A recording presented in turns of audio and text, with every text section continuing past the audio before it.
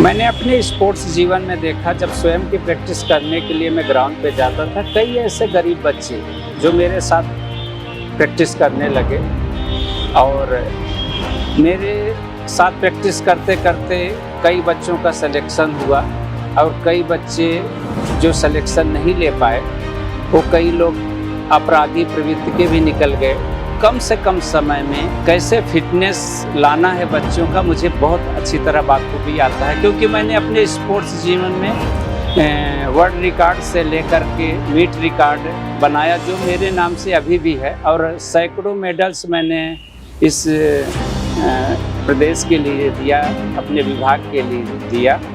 तो जो मेरे यहाँ से तैयारी करता है तो लगभग 100% उनका चयन होना तय रहता है, क्योंकि जो मैंने अपने स्पोर्ट्स जीवन में सीखा है वही चीज़ मैंने उनको प्रैक्टिकली कराया, और प्रैक्टिकली प्लस टेक्निकली भी वो चीज़ें आ जाती है तो बच्चे जल्दी से जल्दी सिलेक्शन ले पाते हैं, और 100% सिलेक्शन अभी तक हमारे पास होता है। सोना का सर एक मुझे भी इवेंट याद है, आप जब बरसात में आप किसके पास आता था तो आप सर को पॉलिथीन लगा के दौड़ाते थे। जी हाँ, देखिए क्या होता है कि एक स्पोर्ट्समैन की इम्यूनिटी देखी जाती है कि बरसात में कितना पानी सह सकता है, कितना भीग सकता है वो, और कितना गर्मियों में वो तपन को सह सकता है, और कितनी ठंड को महसूस कर सकता है, कितना वो अपनी ठंड को बर्दाश्त कर पाता है।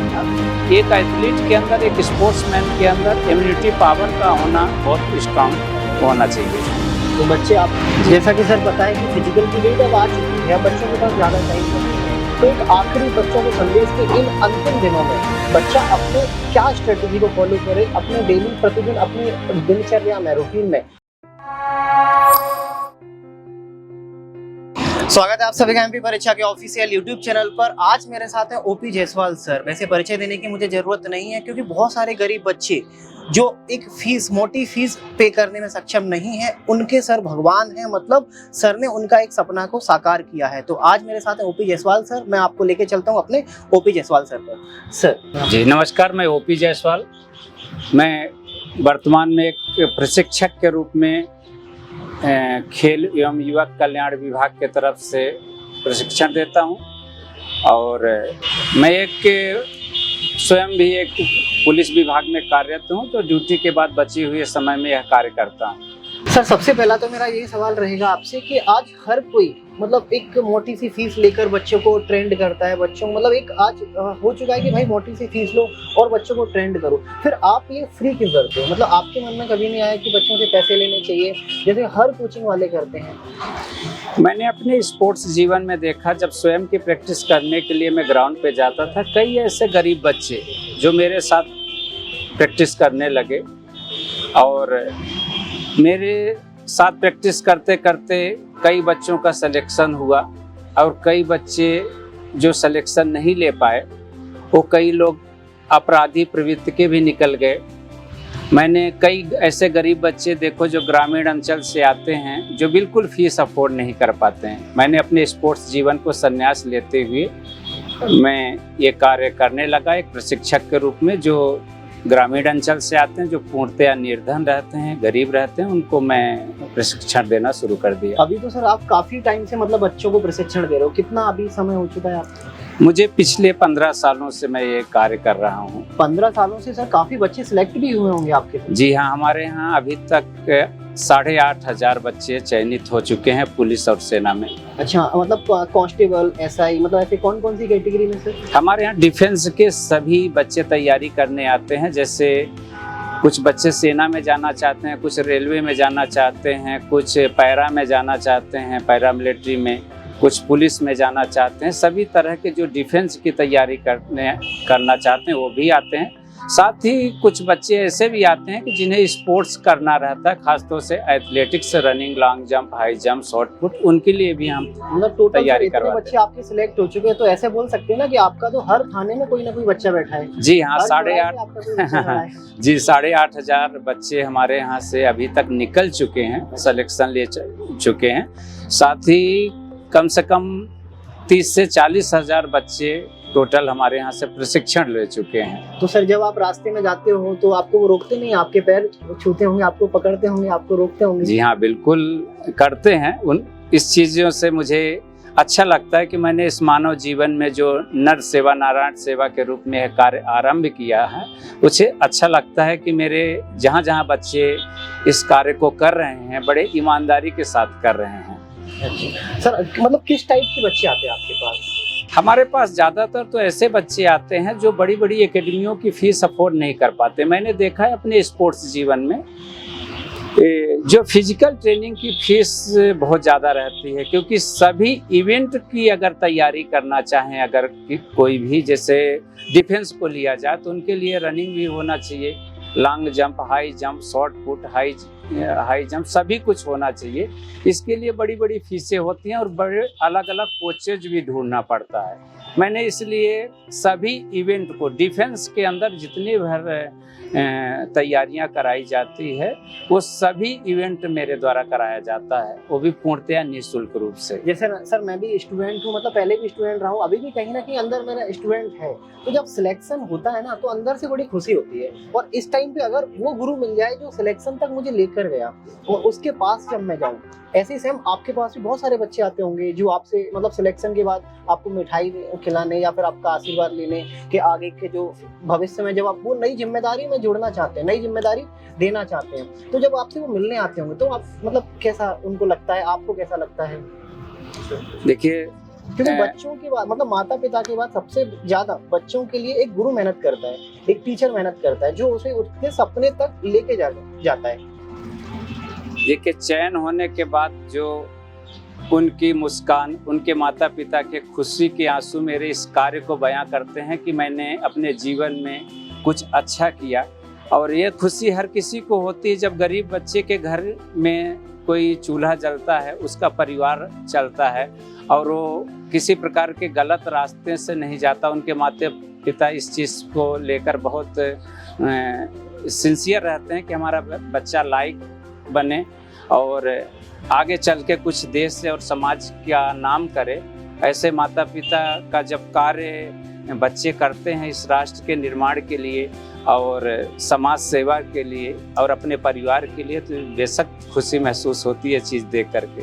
जब कोई रिजल्ट आता होगा, मतलब जब बहुत सारे बच्चे सिलेक्ट होते होंगे तो आपके पास घर पर तो मिठाइयों के बहुत सारे डब्बे इकट्ठे हो जाते होंगे बहुत अच्छा लगता होगा।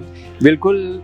देखिए, मैं एक एथलीट रहा हूँ, मुझे कम से कम समय में कैसे फिटनेस लाना है बच्चों का मुझे बहुत अच्छी तरह बाखूबी आता है, क्योंकि मैंने अपने स्पोर्ट्स जीवन में वर्ल्ड रिकॉर्ड से लेकर के मीट रिकॉर्ड बनाया जो मेरे नाम से अभी भी है, और सैकड़ों मेडल्स मैंने इस प्रदेश के लिए दिया, अपने विभाग के लिए दिया।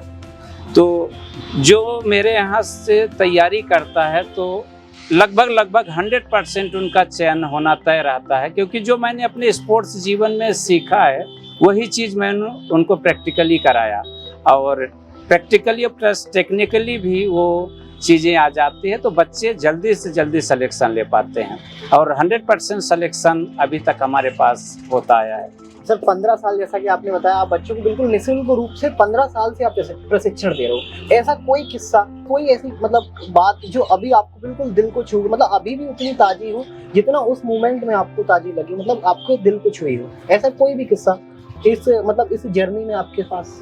जी हाँ, हमारा मकान बन रहा था, उसके जस्ट बाजू में एक चौकीदार रहा करते थे।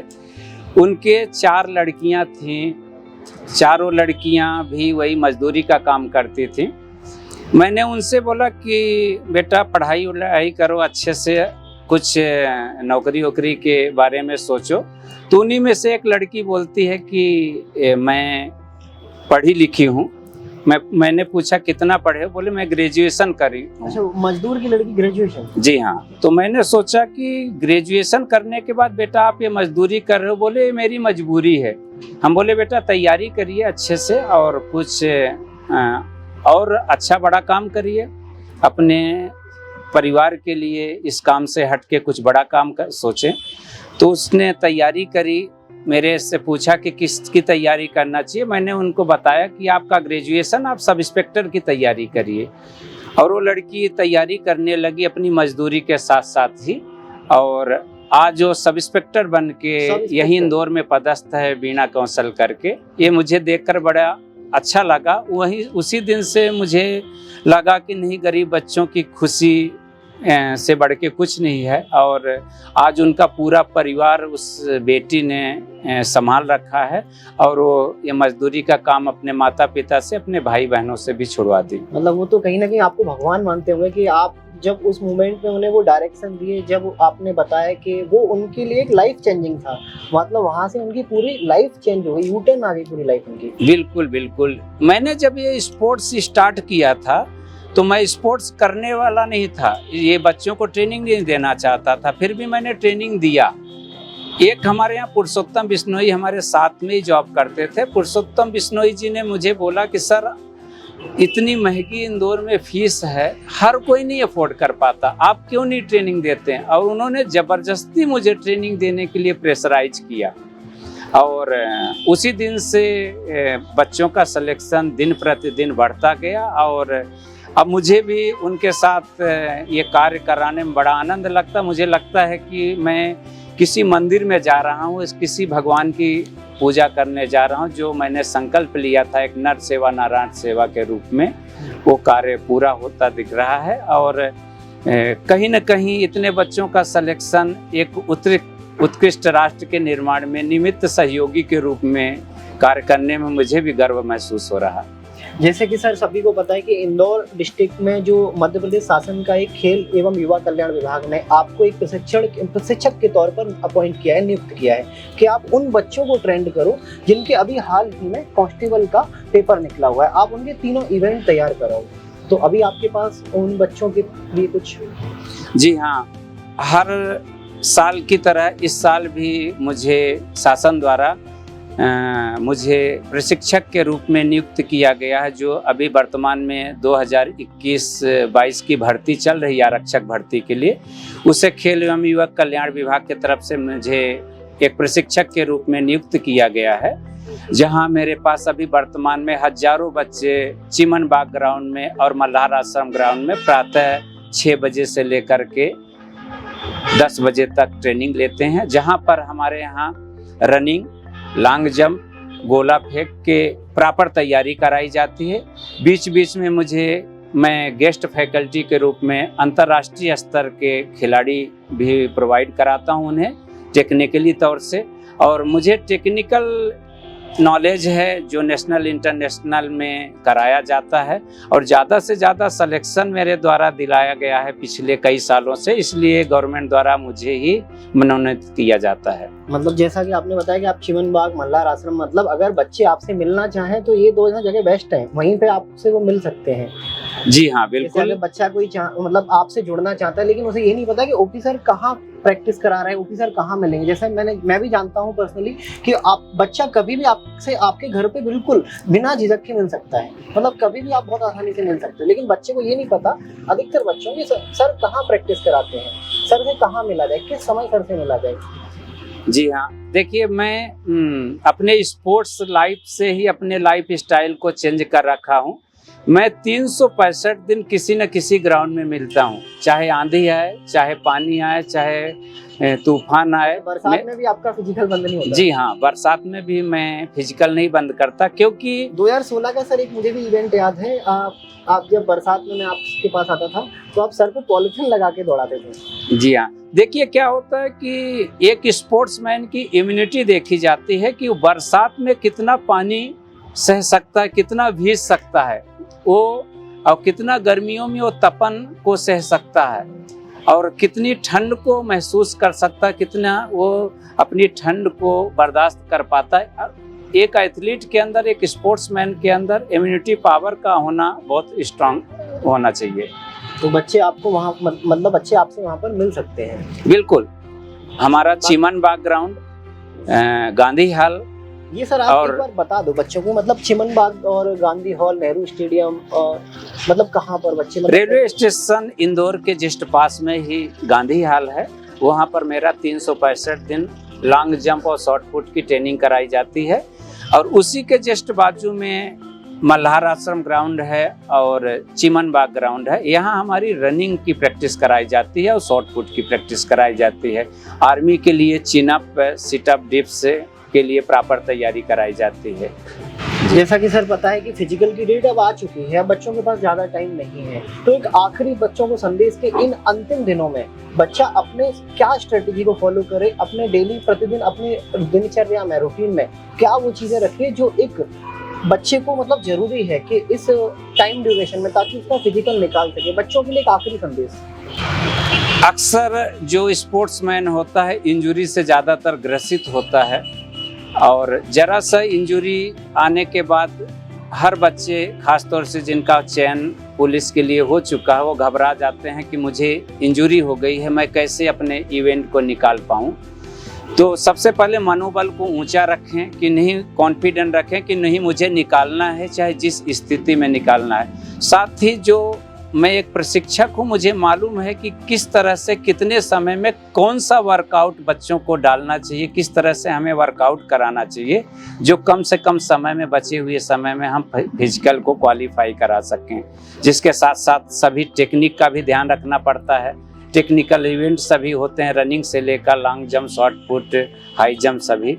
और डाइट का विशेष ध्यान रखें, पानी का विशेष ध्यान रखें और सारी चीज़ें अपन फॉलो करते हैं। गंदी आदतों से हमें बचना चाहिए। सारी चीज़ें अपन फॉलो करते हुए अगर आगे बढ़ते हैं एक कोच के बताए हुए नियमानुसार, तो हम बिल्कुल सक्सेस की ओर जाएंगे।